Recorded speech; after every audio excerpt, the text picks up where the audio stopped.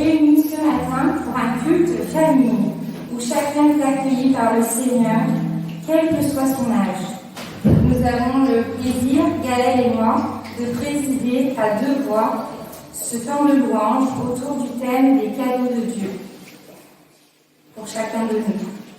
Nous vous proposons de commencer en chantant « Alléluia, ton amour est là ».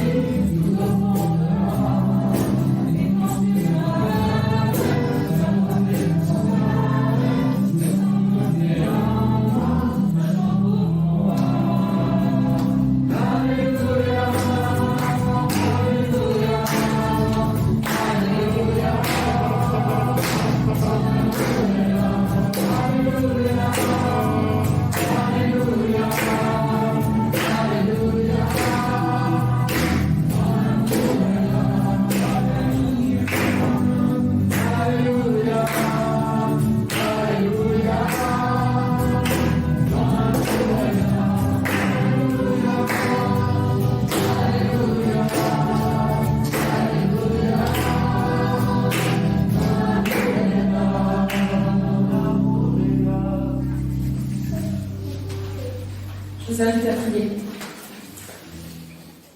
Merci Seigneur pour ce temps. Merci Seigneur pour ce moment que nous allons partager les uns avec les autres avec toi. Merci Seigneur pour ces enfants. Merci Seigneur pour ces familles, que nous soyons 1, 2, 3 ou plus. Merci Seigneur parce que tu prends soin de chacun d'entre nous et tu es notre plus beau cadeau. Amen.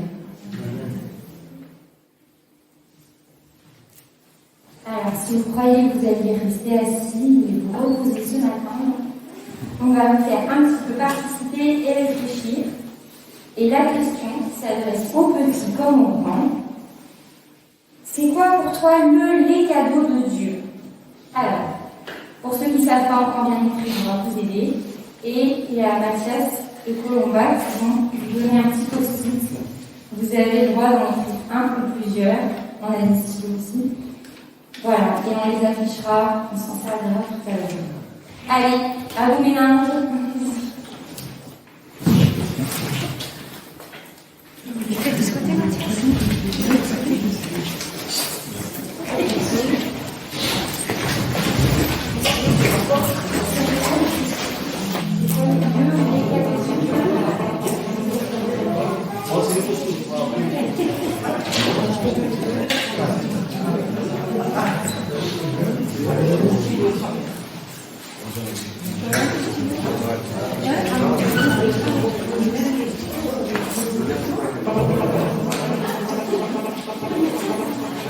Donner aux musiciens, c'est bon.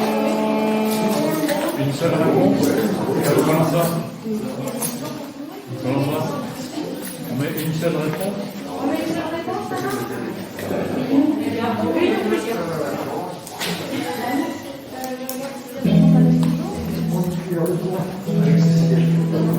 Comment on a des stylos? Non. Il n'y a pas de stylo. Je pense que c'est Amaya qui n'a pas de stylo.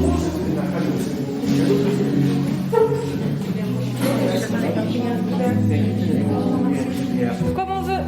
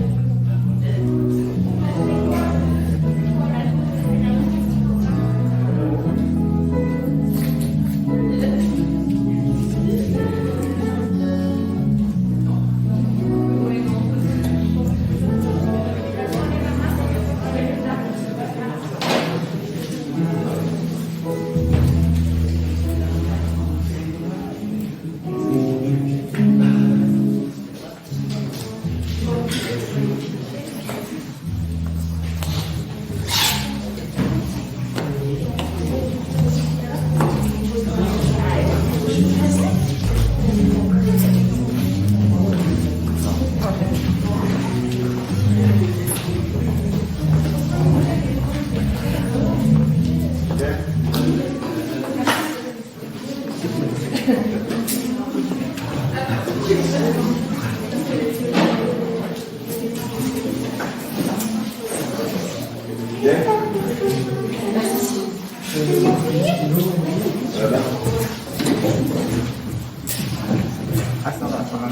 a donné ça vraiment, oui.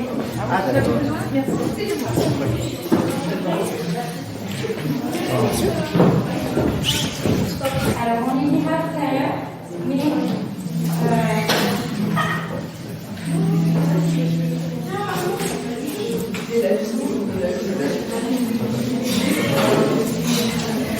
pendant ce temps, du coup, je vais vous en dire 4 qu'on a préparé avec elle pour ce moment. Nous faisons mémoire ce matin des 4 grands cadeaux de Dieu pour nous. Et Timéo n'est pas là ce matin, mais c'est lui qui m'a bien aidé quand je lui ai posé la question. Il m'a donné des idées pour faire cette première partie, mais il est malade ce matin.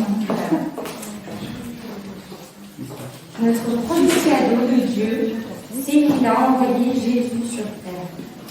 Il s'est fait homme. Et on l'appelle aussi Emmanuel. À Noël, souvent, on chante des chants où dedans il y a Emmanuel. C'est le cadeau de Dieu venu parmi nous. C'est Dieu parmi nous.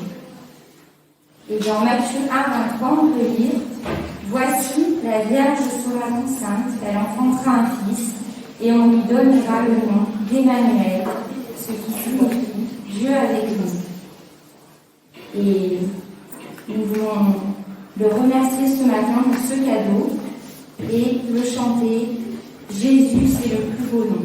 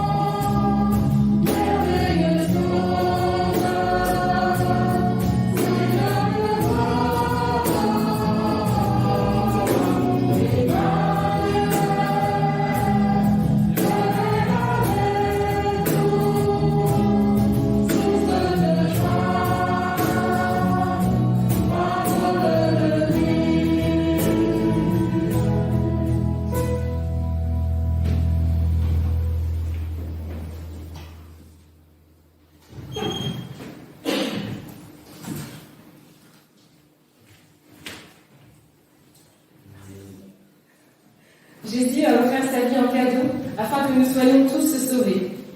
Il nous le rappelle dans sa parole au verset Jean 3, 16, vous devez connaître peut-être, « Car Dieu a tellement aimé le monde, ou tant aimé le monde, qu'il a donné son Fils unique, afin que quiconque croit en lui ne soit pas perdu, mais qu'il ait la vie éternelle. » Un petit peu plus loin, au 17, il est dit « Dieu n'a pas envoyé son Fils dans le monde pour condamner le monde, mais pour sauver le monde par lui. » Au 18, « Celui qui croit au Fils n'est pas condamné, mais celui qui ne croit pas est déjà condamné, parce qu'il n'a pas cru au Fils unique de Dieu. » C'est le plus beau cadeau qui puisse nous être donné, et pour cela nous allons chanter « Je loue ton nom éternel ».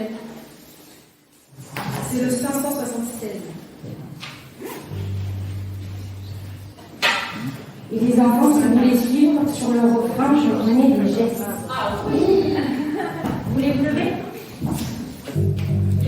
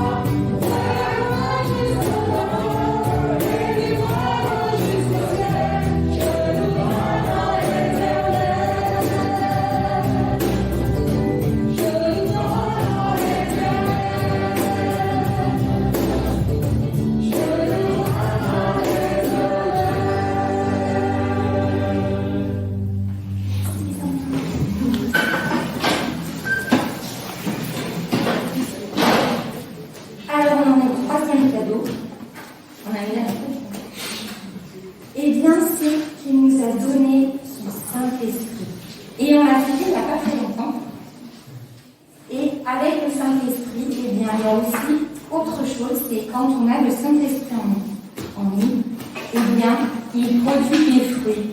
Alors, pas des fruits comme ceux qu'on a dans le corps et les fruits, mais ça s'appelle quand même les fruits.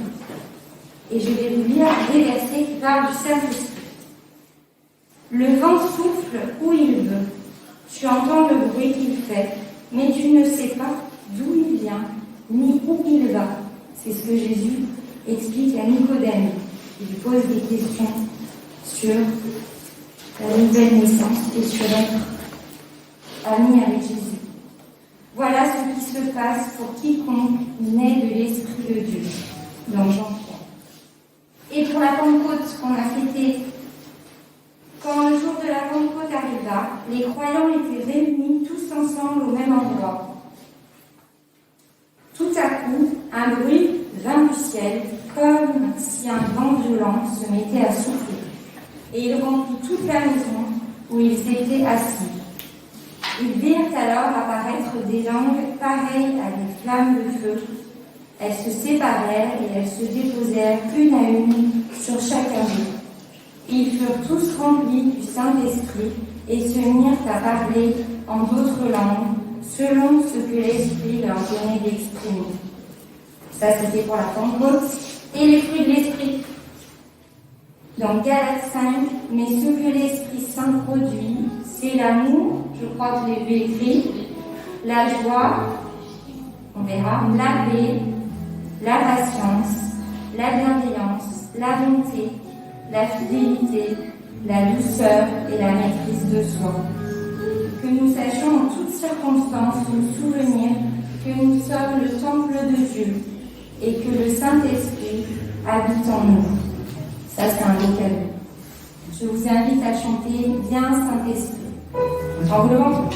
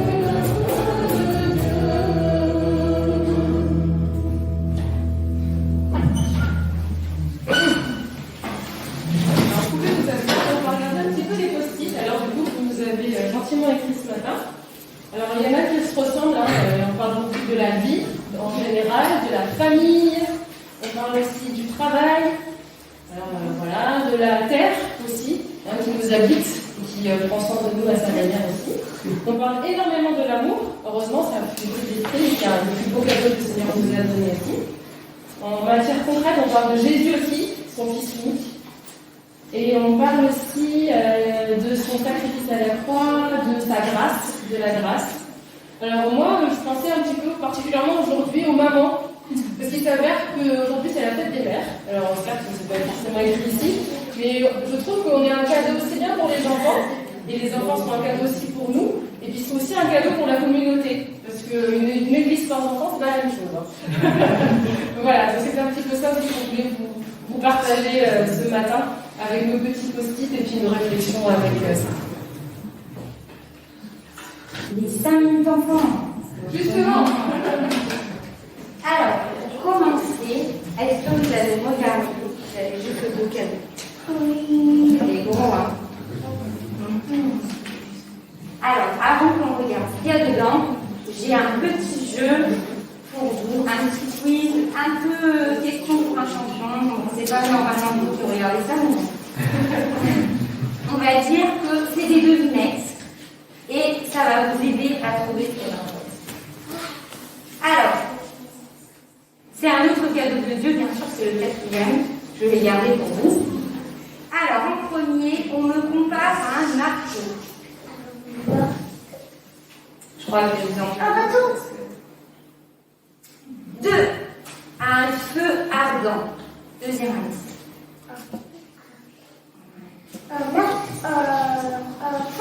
À une épée. Une épée. À de l'or, d'un trésor. Là, vous vous dites, mais qu'est-ce qu'elle nous raconte ce matin? Il est tout mélangé. C'est pas trop aidé, hein? Un piston. Vous allez. Un piston. À un miroir. À du miel. C'est un peu embrouillé ce que je raconte. Et à une lampe. C'est plus facile pour la fin. Qu'est-ce qui peut être une lampe? Un cadeau de Dieu, une lampe dans notre vie. Qu'est-ce qui peut nous éclairer dans la vie? C'est une lampe. Mais il y a une lampe. Et il y a pas une lampe. Le soleil. Oui, il y a autre chose qui peut éclairer notre La vie. lumière de Dieu. Ah oui, et elle est, on peut la trouver où?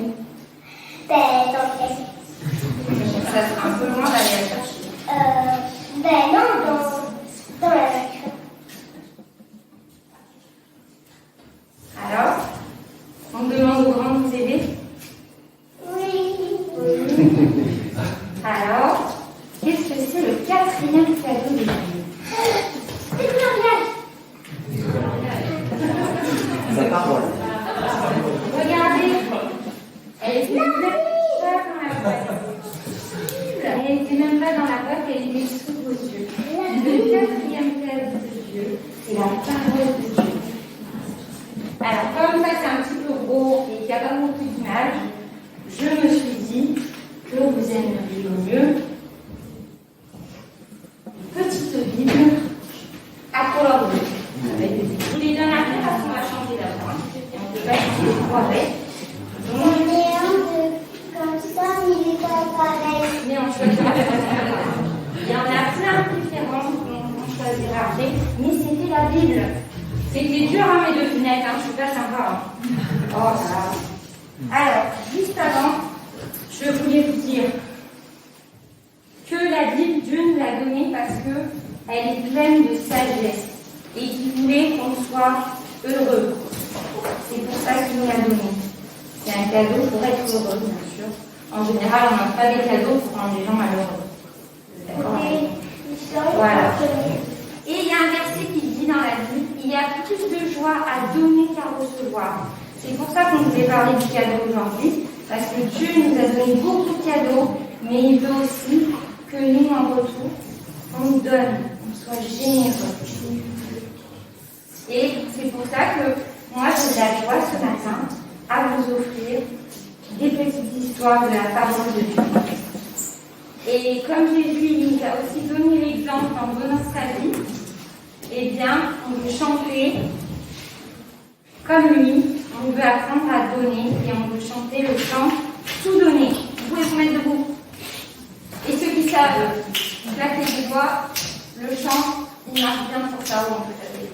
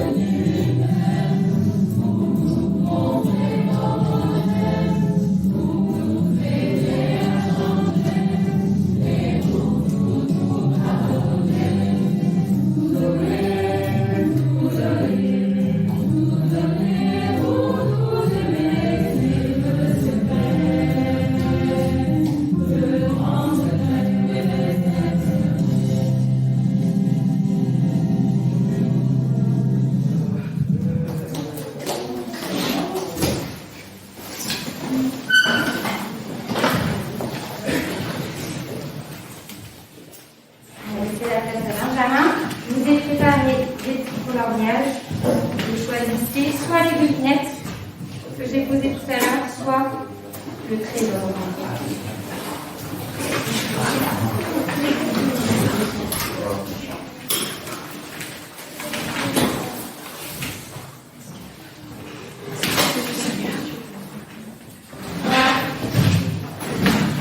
Culte de famille, c'est un moment aussi pour les ados.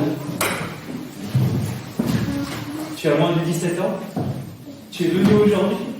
Eh bien, sois le bienvenu pour ce moment ado, pour cette petite photo qui dit des brises en plumes au daron parfois. C'est deux ados qui se parlent. Hein. Ouais, grave relou. Ça, c'est un langage que nous, les adultes vous avez de plus de 30 ans, on ne l'utilise pas trop. Voilà, nous sommes vos darons, vous parlez, c'est ça hein. Daron pour les garçons et daron pour les... Voilà, merci beaucoup. Alors, c'est un culte autour du cadeau que je voudrais te montrer une photo. Je te donne. Est-ce que tu connais Jean-Jacques Goldman? Jean-Jacques Goldman, c'est les plus de 30 ans maintenant. Je te donne toutes mes différences, tous ces défauts qui sont autant de chance. On sera jamais des semblables et j'en viens comme il faut. Je te donne ce que j'ai, ce que je vaux. C'était ça, Jean-Jacques Goldman. Et on passait nos journées à écouter ça. C'était trop bien. Et dans cette, tu vois, je te donne. On est en plein dans le sujet là. Et t'as entendu, depuis 30 ans, ils m'ont accompagné là. Vous connaissez cette chanson, tu vois. Et ma question, elle est toute simple. Peut-on vivre sans don, sans cadeau? Je pense pas. Et pour t'aider, je vais te montrer une image. On peut encore te montrer une image? Ça s'appelle, c'est la carte d'Israël. Tu as remarqué, il y a en haut là, une petite mer, c'est la mer de Galilée. Est-ce que vous la voyez? Tu le vois pas bien? La mer Méditerranée. Non, là oui, il y a la mer Méditerranée, mais là, au-dessus, il y a un petit lac. Il y a un lac qui s'appelle, en fait, soit le lac de Tibériade, soit la mer de Galilée. Cette mer, elle reçoit le Jourdain, et après, elle donne le Jourdain, tu vois. Et là, toute la vallée du Jourdain, et ça atterrit dans une autre mer qui s'appelle la mer morte. La mer morte. Elle reçoit le Jourdain, et figure-toi qu'après, elle ne le rend pas, elle ne le donne pas à quelqu'un d'autre. Et du coup, je me demande si c'est pour ça qu'on appelle la mer morte. Parce qu'elle reçoit quelque chose, elle le garde pour elle, et après elle le redonne pas. Et c'est peut-être ça l'idée que j'aimerais te partager aujourd'hui. Regarde, je vais te présenter. Vas-y, continue. Cela. L'homo donator versus l'homo economicus. Est-ce que tu connais ces deux personnes? L'homo economicus a pour valeur l'argent. Le profit, les dépenses, les dettes, tout s'achète, tout se vend. Mais est-ce uniquement cela qui peut régir les relations humaines? J'ai pas entendu. Est-ce que l'argent, le profit, c'est ce qui hésite uniquement dans les relations humaines? Ou est-ce qu'il faut autre chose? Est-ce que tout s'achète et tout se vend? Non. Non, heureusement. Heureusement. Et c'est pour ça qu'il y a l'homo donator. Il est super cet homo donator. Avec lui, pas besoin d'argent. L'homo donator installe et vit la gratuité dans la relation humaine. On peut dire donner, c'est donner. Tu connais cette expression? Donner, c'est donner. Un point, c'est tout. Et avec lui, non, c'est pas bon, c'est donner, c'est tout. Et avec lui, voici en plus la liberté qui s'installe. La liberté même face à ce que nous possédons. Je te donne librement ce que j'ai. Je me décide de ce que je possède, je te le donne.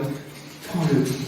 Et vous savez, on habite juste à côté du consulat du Maroc, et nous, l'homo donator, tous les ramadans, on le voit.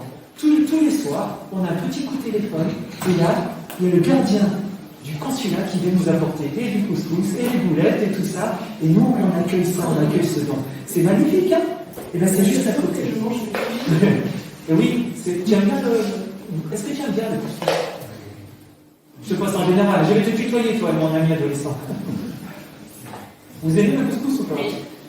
Il y a les gens, c'est bon. Alors, il y a dans la Bible une parole. Il y a plus de bonheur à donner qu'à recevoir. Il y a plus de bonheur à donner à recevoir. Tout ça pour dire l'importance du don. Et je trouve que quand on parle du don, si tu me suis, l'un des plus beaux dons faits à l'homme, eh bien, c'est le don de la parole. De toutes les espèces existantes, l'homme a un langage super riche et super développé. Pour moi, c'est un don. Et là encore, avec le don de la parole, on dit une expression que tu as sûrement dit. Regarde. Il y a la parole qui est là. Ok? Je te donne ma parole. Est-ce qu'il t'est déjà arrivé de dire ça? Je te donne la parole. Qu'est-ce que ça veut dire? Je sais pas. Ah, ça veut dire que tu peux me faire confiance. Ma parole, elle est là. Je t'ai dit quelque chose, je te donne ma parole. D'accord? C'est une façon de dire je te le promets, quoi. D'accord? Et t'as vu? Je te donne ma parole, c'est donc qu'avec le don de la parole, il y a un engagement qui est demandé. Parce que si tu dis quelque chose, eh bien, tu vas le faire. Je te donne ma parole, je vais débarrasser ma chambre demain matin. Je te donne ma parole. T'as vu dire ça à tes parents quand même. Je je te donne ma parole. Non, j'arrête là. On continue. On continue. Et oui, parce qu'il y a dans le don, je te donne ma parole, une notion d'engagement. Et regarde ce que dit encore Jésus dans l'Évangile. Vous avez reçu gratuitement, donné gratuitement. Vous avez reçu gratuitement, donné gratuitement. Il installe un peu la culture de la mer de Galilée, qui reçoit le Jourdain et qui donne après, qui laisse aller le Jourdain pour d'autres, pour ce grand fleuve puisse vivre. Et je crois que, tu vois, le croyant, celui qui croit en Dieu, il perçoit que tout vient de Dieu, tout est bon. La terre, le soleil, on a marqué, la vie, l'amour, la famille, tout ça, ça vient de Dieu. Et Jésus nous invite à rentrer dans cette logique, la logique qu'on peut nommer une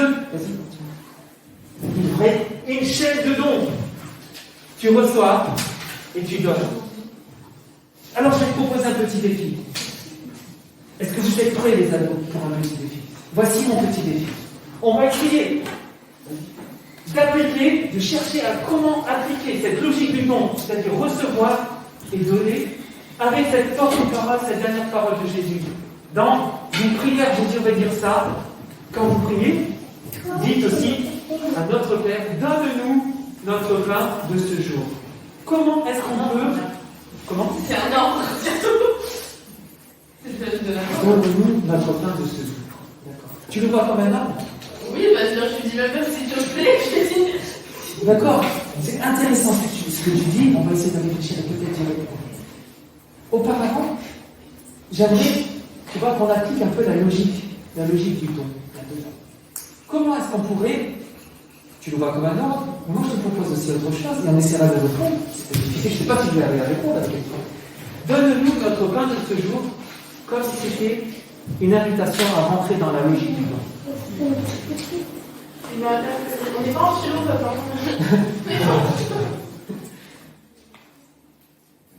On est en philo, oui, c'est une parole de... Alors, j'espère qu'en philo, tu abordes les paroles de Jésus. J'ai pas philo. Voilà. Il n'est pas dit, par exemple, ici, donne-moi mon pain de ce jour. Il y a le nous qui est là. D'accord? Est-ce que tu vois déjà une première différence? Donne-nous ensemble. Et pourquoi est-ce qu'on demande à Dieu de nous donner le pain de ce jour? Donne-nous, s'il te plaît, le pain de ce jour. On peut le penser comme ça. Et tu vois, c'est un peu pour répondre aussi. C'est pas vraiment un ordre, mais c'est une prière, une demande. Donne-nous, s'il te plaît. On peut imaginer ça. Donne-nous, s'il te plaît, notre pain de ce jour. Le pain que tu reçois, eh bien, tu peux le vivre comme un don. C'est-à-dire un don de Dieu. Et c'est pour cela que parfois tes parents, ils prient avant le repas. C'est pas toujours évident, mais c'est parce qu'ils reçoivent ce pain, ils disent merci Seigneur pour le pain que tu nous donnes. D'accord? Une gratitude est là. On reçoit quelque chose. Je te rappelle que pour le croyant, tout est don de Dieu. La terre, la vie, l'amour, et aussi le pain donné. D'accord? Mais de ce pain, qu'est-ce qu'on en fait? On mange. On le mange. Mais uniquement nous? Non, on pourrait. Oui. Et encore, donc on commence un premier partage. Et ce partage, on ne peut pas aller plus loin. Non, mais le pain dont il s'agit, c'est du pain de vie. Ah. D'accord. Merci. Oui, mais il ne faut pas l'oublier. Hein. Oui. Sur le jour, merci. C'est que ça va beaucoup plus loin tout ça. Oui, merci, tout à fait. Très bien, merci beaucoup. Le pain de vie, le pain de vie qu'on reçoit, est-ce qu'on le garde pour nous? Non. Ah, alors. On le partage. Amen. On le partage non seulement en famille, mais aussi avec les autres. Voilà. J'entends. Merci. Et c'est une grâce. Ah ben, vous êtes surprenant ce matin. On cherche des prédicateurs pour l'année prochaine. Il vaut mieux que ce ne soit pas moi. Et si Dieu, à travers Jésus, nous disait, Seigneur, donne-nous ce pain pour que nous puissions aussi partager avec les autres. Les autres peut-être qui sont dans la rue, que tu rencontres tes amis pour le partage. Et c'est ça aussi le don, le cadeau de Dieu. Donner, on reçoit, non pas pour avoir la culture de la mer morte, c'est-à-dire pour garder pour soi, mais avoir la culture de la mer de Galilée qui donne aussi le Jourdain à Israël. D'accord? Est-ce que ça va comme ça pour vous? D'accord. Alain, est-ce que ça va? C'est pas vrai? Donc, t'as bien vu, c'était par exemple, c'est plutôt une prière et une demande. Hein. Voilà. C'était les Give Me Five. Un temps pour les ados. Merci pour votre participation.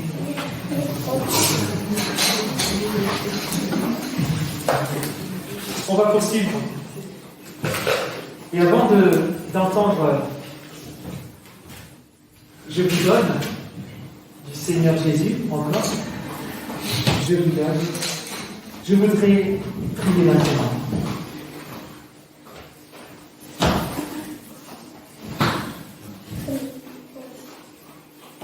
Dieu notre Père, nous proclamons ton autorité ici maintenant. Une autorité au-dessus de tout ce qui voudrait prendre ta place en ces lieux et dans nos vies. Nous appuyons ton autorité dans ce temple et dans le temple de nos corps, Seigneur. Nous te demandons, Seigneur, par ta parole bien régnée en nous. Oui, Seigneur, car ta parole est vérité. Au nom de Christ. Amen. Effectivement, cette jeune idée, je te donne, cette parole donnée par le prophète profane Jean-Jacques Goldman, et voici maintenant par Jésus. Il nous donne cette parole. Je vous donne un commandement nouveau. Aimez-vous les uns les autres, comme je vous ai aimé. Aimez-vous les uns les autres. Vous voyez, il est encore question de don ici. Je vous donne. Mais quand même, un don attaché à un commandement.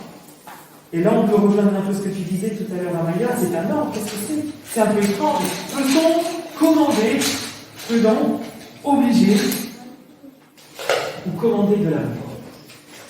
Est-ce que l'amour se commande? Eh bien, selon Jésus, oui, 3 fois oui. Et je voudrais vous montrer cela et vous dire que ce commandement est vraiment une bonne nouvelle. Une bonne nouvelle. Et ce commandement est vraiment un bon don. Alors pourquoi je vais tenter de vous le montrer maintenant? D'abord, je suis persuadé que l'amour a particulièrement besoin d'une parole. L'amour, c'est risqué. Il y a une grande différence entre l'amitié et l'amour. Et l'une des plus grandes différences, c'est que l'amitié est toujours partagée. Ami. L'amitié est nécessairement et obligatoirement réciproque. Si je vais voir,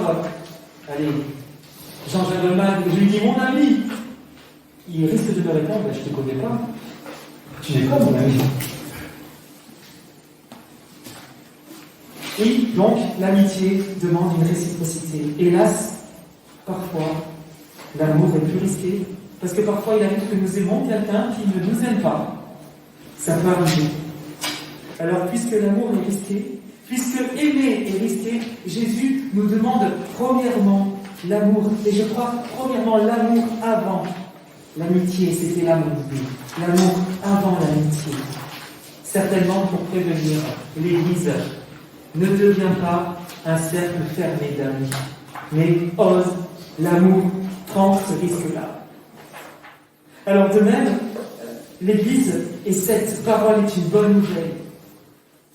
Pour comprendre d'abord que dans l'Église, c'est pas toujours joli dans les églises.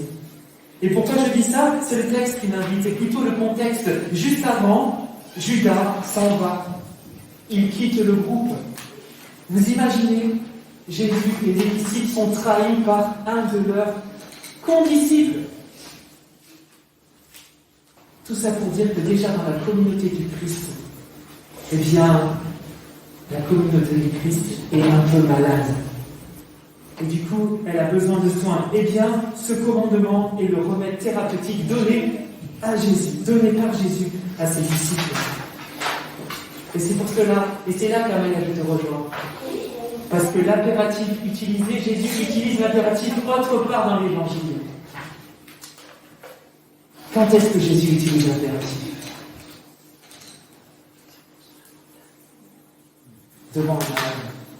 Devant un malade, devant celui qui est boiteux, il va dire lève-toi et marche. Aimez-vous les uns les autres. Voici l'impératif, voici le commandement laissé par Dieu, par le Christ. Nous avons donc besoin d'une guérison. Quelles seraient donc les maladies attachées dont ce remède voudrait justement nous guérir? Eh bien, je parle particulièrement pour ceux qui sont nés en Occident, qu'il y a une grande maladie dans l'Occident, celle de l'individualisme, celle de l'amour de soi au détriment des autres, celle d'un amour fermé sur soi, un amour déployé sur d'autres sujets que les uns les autres. Jésus commande l'amour et il demande un amour qui ne se trompe pas de sujet, un amour tourné les uns vers les autres, un amour qui laisse de la place aux uns et aux autres, un amour, oui, qui dit la complémentarité des uns avec les autres. Les uns ne pouvant pas vivre sans les autres. Ainsi, je perçois cette parole comme un médicament, un remède pour une communauté et pour le monde. Enfin, je crois que cette parole est une bonne nouvelle un peu comme, je dirais, aussi utile. Cette parole est utile, comme une charte relationnelle. Vous savez que nous avons une charte relationnelle ici. Quand les tensions relationnelles sont ici, sont là, parce qu'il y a souvent il y a parfois des tensions entre les relations humaines. Je dis des bêtises là ou dans la relation humaine, il y a quand même des tensions. Oui ou non? Oui. Voilà. Eh bien, cette parole, elle est comme une charte qui vient nous rappeler. Cette parole qu'on peut convoquer justement quand il y a des tensions, afin de nous replacer sur ce chemin d'amour que le Seigneur nous demande avec cette parole. Aimez-vous les uns les autres. Alors oui, je pense que ce commandement est une bonne nouvelle. Mais pouvons-nous aller plus loin? Et est-ce que vous avez la patience pour que j'aille plus loin? Merci. Mais de quel amour parle Jésus ici? Et c'est pour cela que Jésus ajoute cette parole, comme je vous ai aimé. Aimez-vous les uns les autres comme je vous ai aimé. Et là encore, je perçois tout de suite cette parole comme une bonne nouvelle. Cette précision dit que Jésus nous a aimés le premier. Le commandement d'aimer n'est pas une condition, il est une réponse, une conséquence. Nous n'aimons pas pour être aimés. Et nous aimons parce que nous avons été aimés par Jésus le premier. Et donc, c'est une vraie belle nouvelle d'accueillir à nouveau ce texte. Mais de quel amour nous parles-tu? Eh bien, je crois que le contexte nous aide. Juste avant cette parole, Jésus va laver les pieds de ses disciples. L'amour selon Jésus, le comme je vous ai aimé, il est indiqué par ce geste. L'amour selon le Christ a comme compagnon le geste, l'action. C'est un amour actif, c'est un amour visible. L'amour comme Jésus se signifie aussi dans sa parole et ses paroles de vérité. Juste après, Pierre dit cette parole, je donnerai ma vie pour toi. Jésus, je donnerai ma vie pour toi. Et Jésus répond, tu donneras ta vie pour moi. Je te déclare, avant que le coq chante, tu m'auras renié 3 fois. L'amour selon Jésus peut apparaître un peu rugueux, mais chez Jésus, la parole est toujours une parole claire, une parole qui dit la vérité sur nos vies. Elle est, je crois, encore là un médicament agissant contre parfois notre orgueil. Une parole de vérité qui peut engendrer la repentance. Pardonne-nous, Seigneur, nous ne savons pas toujours aimer. Nous avons besoin de ta parole de vérité qui vient bousculer le train-train de nos relations. Enfin, l'amour selon Jésus est consolation.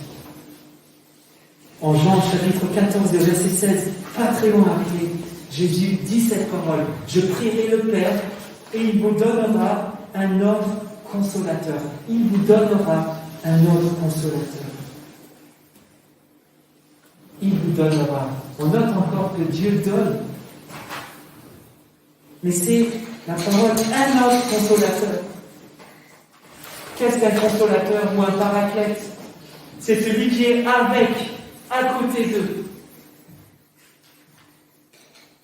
Et le consolateur aussi, littéralement, c'est celui qui permet à l'autre de pousser un soupir de soulagement. Et voilà ce qu'est l'amour selon Jésus. C'est cet amour qui est avec ses disciples et qui permet de libérer ses disciples. C'est un amour qui n'oppresse pas. Avec cette parole, je crois que nous pouvons dire quel bonheur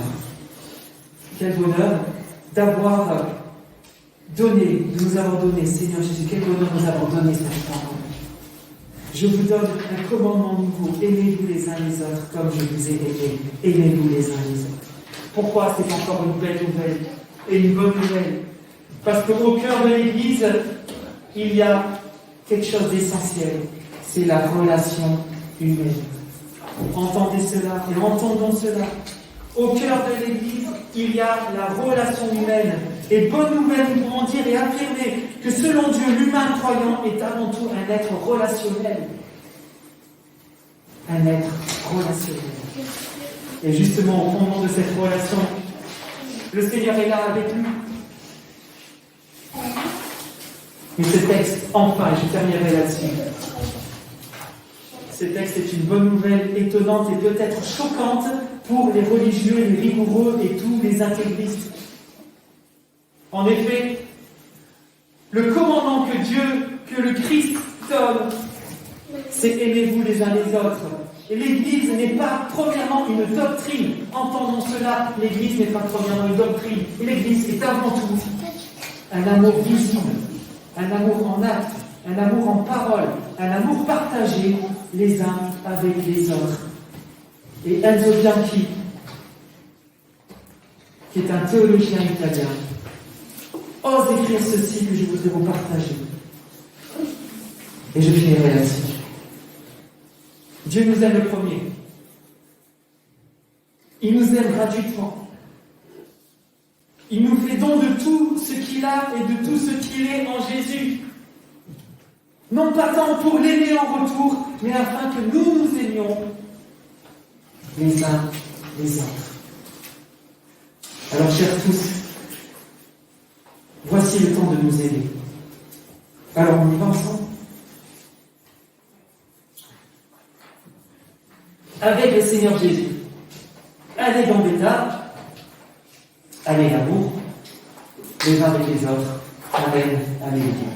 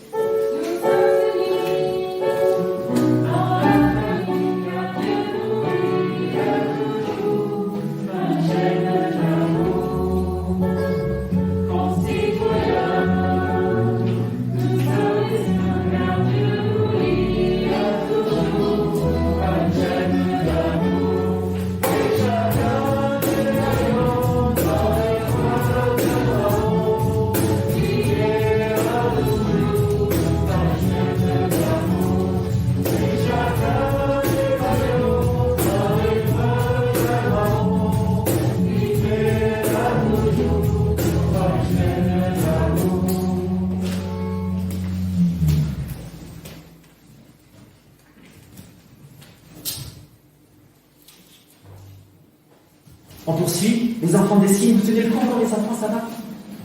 Encore un peu de patience? Ça va? Oui. Bon,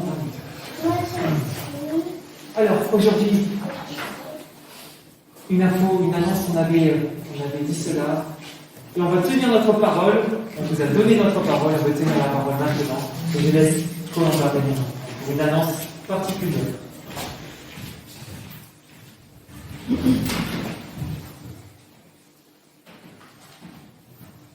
Bonjour à tous. Pour rappel, lors de notre dernière assemblée générale ordinaire le 21 mars 2021, Benjamin nous a annoncé son départ pour l'église évangélique libre de Meulan en Yvelines. Il commencera son ministère à Meulan en septembre.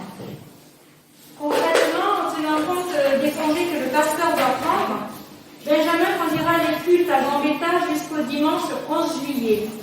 À son retour de congé, il fera son dernier culte le 22 août en tant que pasteur de notre église.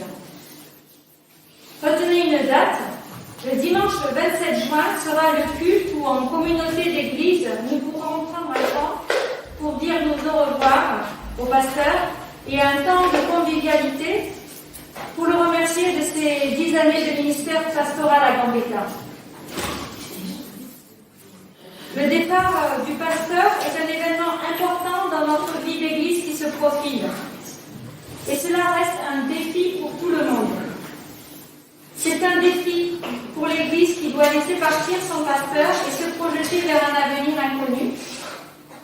C'est un défi pour le conseil qui doit prendre soin des membres, chercher un nouveau pasteur et veiller au maintien du culte pour que l'église, en toutes circonstances, puisse honorer le culte, parce que c'est cela sa vocation.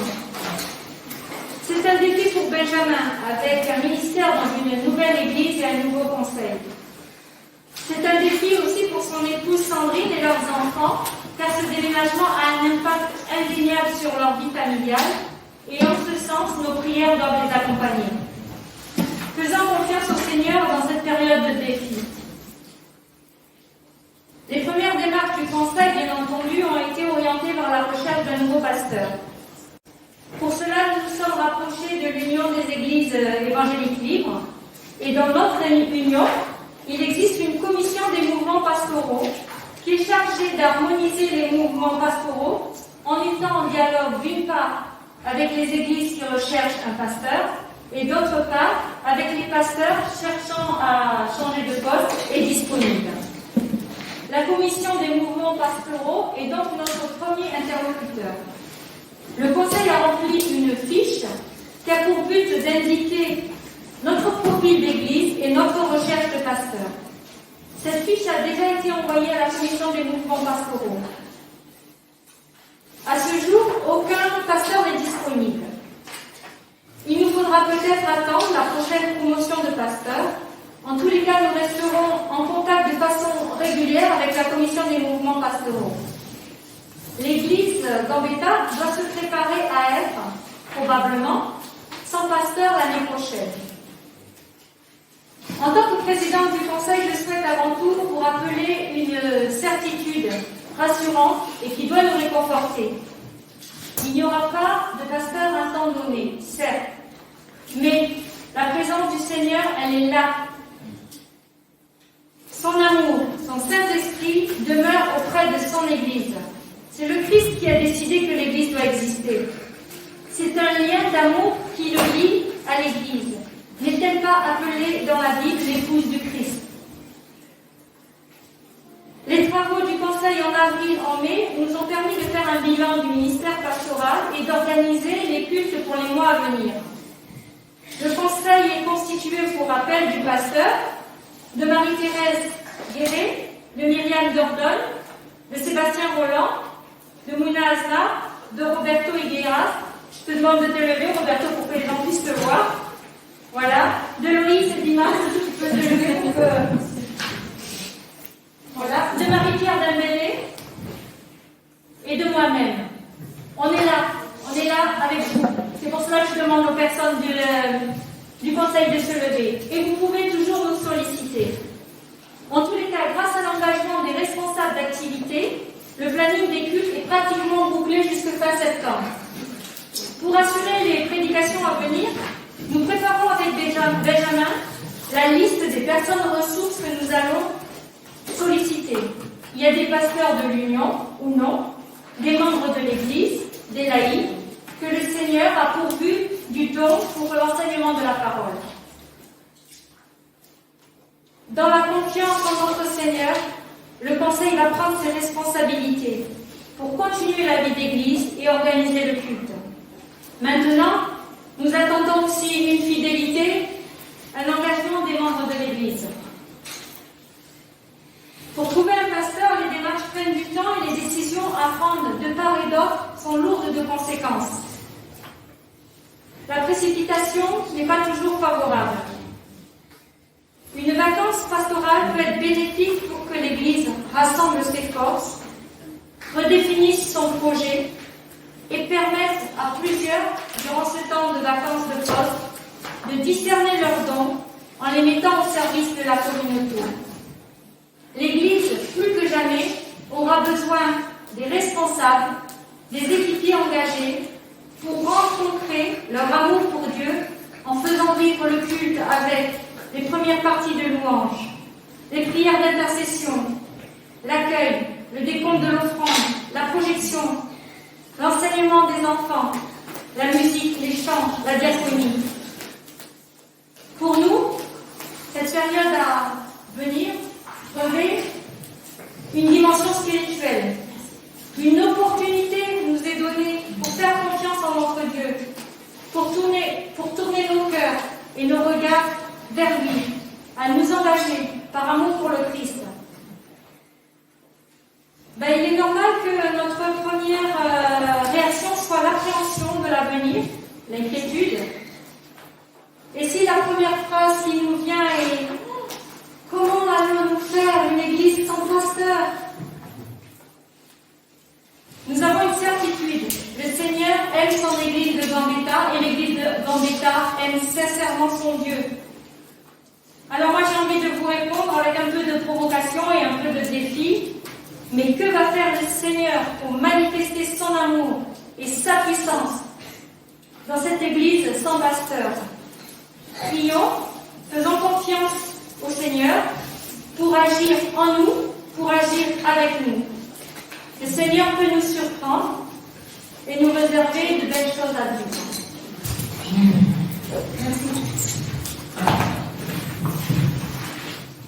Voilà, nous poursuivons avec quelques annonces.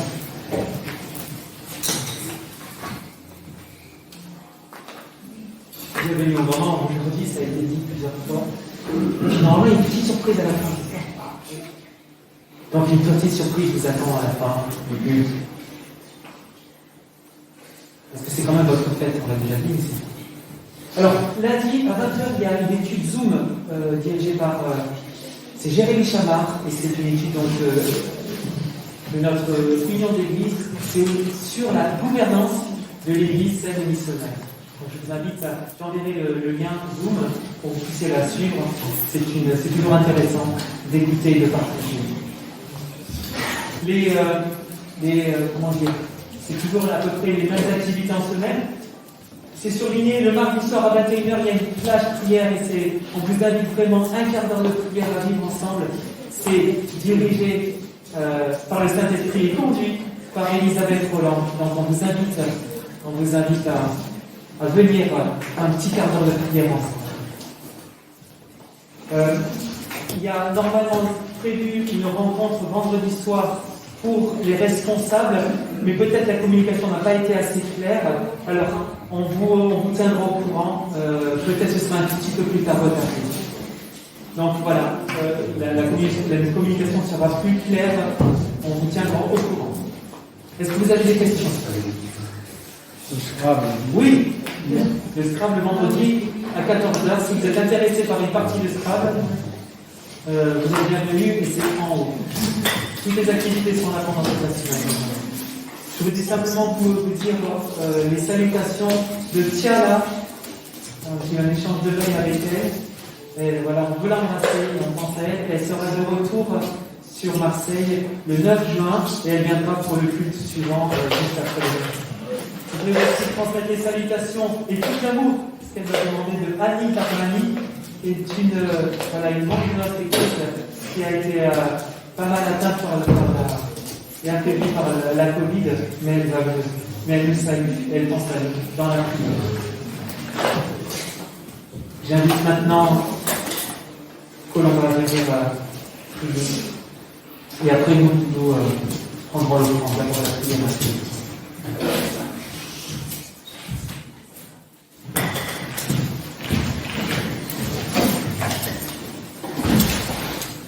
Unissons-nous pour la prière pour le monde que Mouna a fait. Prions ensemble. Seigneur, nous nous humilions devant toi ce matin. Ton amour inonde nos cœurs et en retour nous te louons.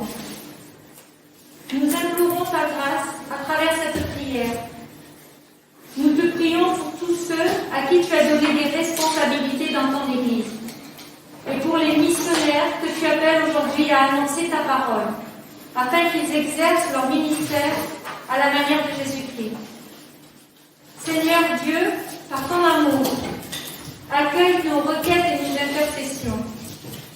Dieu de miséricorde, dont la bonté est sans limite, sois auprès des pauvres et des affligés. Fortifie dans l'épreuve les malades et les mourants. Prends soin de tous ceux qui souffrent. Souviens-toi de tous ceux qui nous sont chers, de ceux que nous nommons dans le secret de nos cœurs. Dieu, Maître du monde, toi qui fais la destinée des nations, nous te prions pour notre pays. Assiste dans leur charge ceux qui ont une autorité parmi nous. Dirige aussi les chefs des peuples et accorde la paix au monde, afin que nous ayons quelque temps pour te connaître et pour te servir dans la justice, la liberté et l'amour de ton nom. Dieu saint et beau, qui a envoyé ton Fils dans le monde pour rassembler dans l'unité tes enfants dispersés, veille sur ton Église qui combat sur la terre. Prends pitié de sa détresse, mets fin à ses divisions, dissipe ses craintes et affermis sa foi. Et puisque ton Fils a accepté de souffrir pour nous, permets à ceux qui passent par l'épreuve de trouver en lui le courage et la force. Envoie-leur ton esprit consolateur pour qu'ils découvrent la bénédiction que tu places auprès de chacune de nos douleurs. Seigneur Dieu, toi qui nous aimes malgré nos fautes, fais-nous la grâce de demeurer toujours dans ton amour, afin que ton nom soit glorifié parmi les hommes, par ton amour et par Jésus-Christ notre Sauveur. Amen.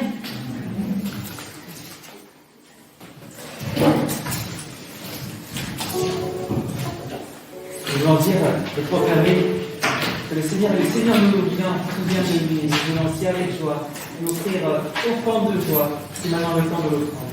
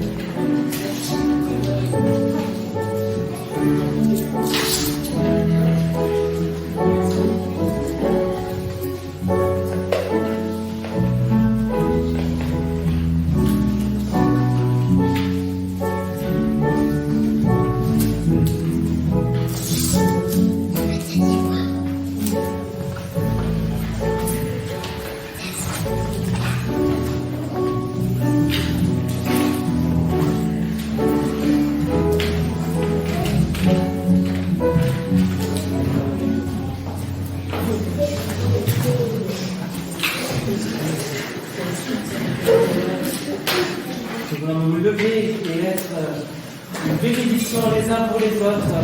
Nous voulons dire ensemble cette parole à notre voisin, peut-être notre voisin de droite ou de gauche. Je vous laisse choisir pour dire ensemble cette parole et être bénédiction les uns pour les autres.